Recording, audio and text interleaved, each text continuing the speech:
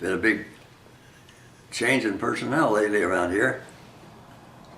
2 or 3 days ago, they were introducing this tall, she must have been 6'2" or 4", from the Ukraine. I was hoping to see more of her because she's traveled the world because, when they kicked the Ukrainians out of Ukraine in that area like the Donetsk Basin and in there, some of them went all over the world. They might go to the Far East and they meandered here and there, and finally they wound up here in her case, in Tacoma. I talked to her for a few minutes Friday or Thursday, but haven't seen her since. And I was wondering if somehow they had taken a blood test and she failed the drug test. I wouldn't be surprised because so many of them do.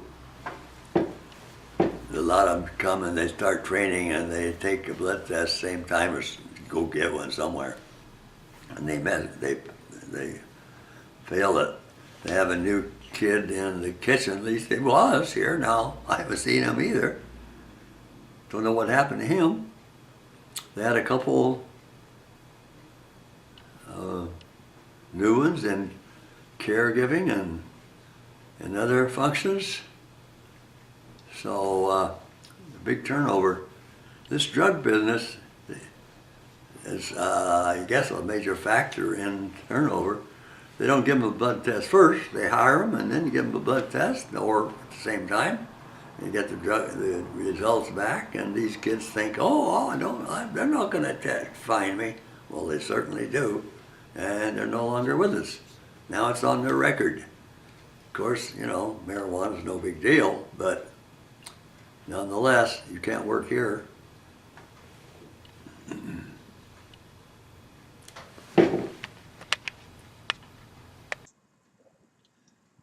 We took in a young man, a guy named John Anderson.